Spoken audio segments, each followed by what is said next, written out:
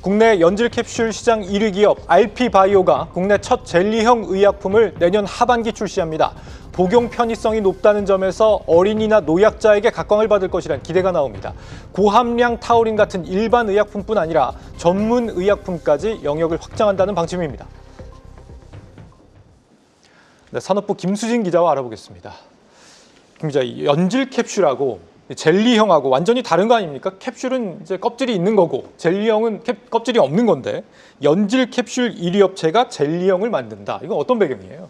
일단 배경부터 먼저 설명을 드리자면요. 네. RP바이오가 이제 내년 하반기 중에 국내 최초로 이제 젤리형 일반 의약품을 내놓겠다 이렇게 밝혔는데 정확한 품목은 밝혀지지 않았지만 뭐 타우린 고함량 제제라든지 뼈 건강 관리 제제들이 유력한 그런 상황이고요.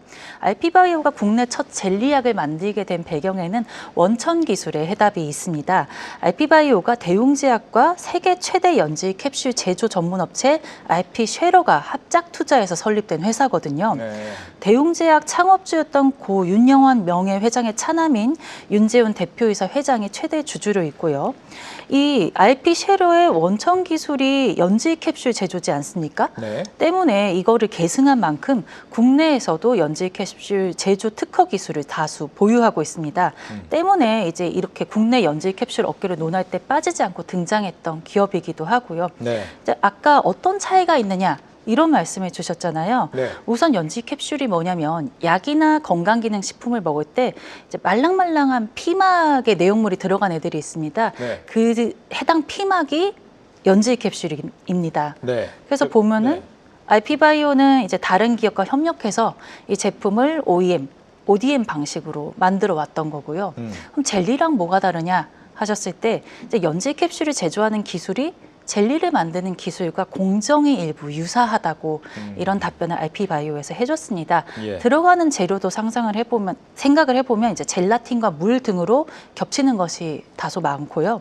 RP바이오 관계자는 일부 같은 설비를 사용해서 젤리 생산이 가능하고 생산 효율성도 때문에 높은 편이다. 이런 답을 줬습니다.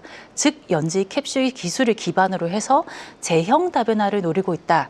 이렇게 생각을 하셔도 좋을 것 같습니다. 실제로 일부 건강기능식품은 지금 젤리로 만들어서 RP바이오에서 선보이고 있거든요. 네. 매출도 좀 꾸준히 증가하고 있습니다. 2022년을 한번 보겠습니다. 85억 원 수준의 매출이었는데요. 지난해 기준으로는 143억 원 매출을 냈습니다. RP바이오 건강기능식품 매출에서 젤리가 차지하는 비중도 2년 사이에 2배 정도 증가해서 지난해는 한 20% 정도를 차지하고 있습니다. 회사 입장에서는 이제 그러니까 젤리약에 대한 매출도 기대해 볼 만한 겁니다. 공정이 비슷했다 이건데 연질 캡슐하고 젤리형하고 젤리형 의약품은 강점이 어떤 게 있습니까? 이제 사실은 의료계에서 먹는 약에서 중요한 점을 뭘로 보냐면 복약 순응도로 보고 있습니다.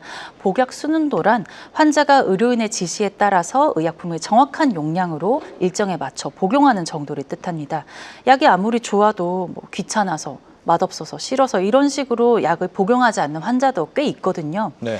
젤리형을 개발할 때는 직접 입에 넣는 거고 혀에 닿다 보니까 맛이나 향을 고려해서 만들기 때문에 복약 순응도에 도움이 될 수 있습니다. 그리고 알약이나 캡슐 형태를 삼키기 어려워하는 사람들에게 대안이 될 수도 있고요. 개봉 후에 빠른 시일 내에 폐기해야 하는 시럽 형태에 비해서 오래 두고 복용할 수 있다는 장점이 있습니다. 네. 일단 뭐 내년에는 고함량 타우린 같은 일반 의약품 제제를 출시할 걸로 보인다라는 것이고 이걸 넘어서 지금 전문 의약품도 앞으로 내놓을 예정이라고요? 네, 그렇습니다. 사실 우리나라에서 젤리형 의약품 출시 법적 기반이 마련된 게 얼마 되지 않았거든요. 네. 불과 2022년에 식품의약품안전처가 이런 규제를 개선한 바가 있습니다. 그러다 보니까 그 전에는 이렇게 젤리형 의약품이 만들어질 수 없었던 그런 상태고요.